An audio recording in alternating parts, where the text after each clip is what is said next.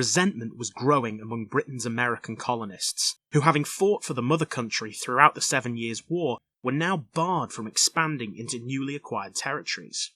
Rows over taxation and the billeting of troops on the populace alienated the colonists further, and by 1775 the 13 colonies were in rebellion, and a British army under the command of General William Howe, who had served under Wolfe at Quebec, was occupying Boston.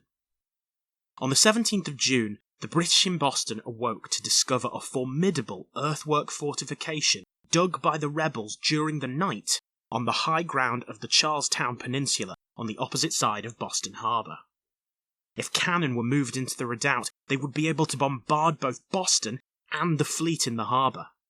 Howe quickly dispatched a force to neutralise this threat, and thus began the Battle of Bunker Hill. Lieutenant Francis the Lord Rawdon commanded the Grenadier Company of the 5th Foot. We had halted for some time till our cannon came up, during which we perceived great numbers of the enemy marching into their works.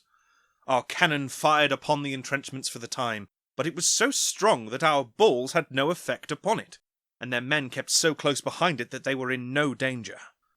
Our men at last grew impatient, and all crying out, "Push on! Push on!" advanced with infinite spirit to attack the works with their small arms.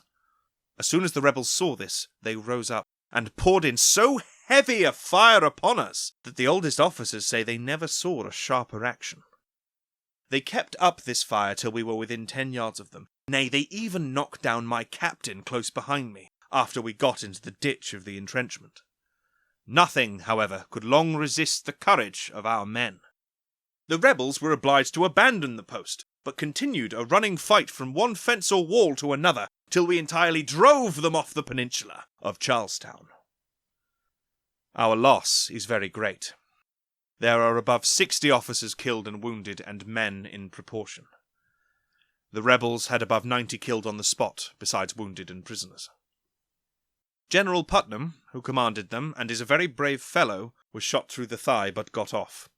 The famous Dr. Warren, the greatest incendiary in all America, was killed on the spot. Only 11 of our Grenadier Company are left. Other companies have suffered even more. I received no hurt of any kind, but a ball passed through a close cap which I had made, in imitation of the foreign travelling caps, and wore for convenience' sake. For we no longer think of appearances at present. The British drove the rebels from the hill, but it was at best a hollow victory. They had suffered more than 1,000 casualties, around a third of their force, for very little gain. In March 1776, after nearly a year under siege, they abandoned Boston. On the 4th of July, the 13 colonies declared independence from Great Britain, but within a month the British returned with the largest European army ever sent overseas. A string of victories was won as they drove the rebels inland, but they continually failed to destroy the rebel army. In 1778, France joined the war on the American side, turning the tide against Britain.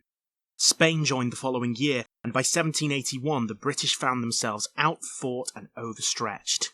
With simultaneous wars underway in India and worldwide against the Dutch, they could no longer afford to continue the costly and unpopular war in America. Lord Cornwallis's surrender at Yorktown in October marked the end of the fighting. The fledgling United States had secured their independence and dealt an immense blow to Britain's imperial prestige. Peace would once again prove short-lived. Before the decade was out, another revolution would shake the foundations of the Western world and change the course of history irrevocably.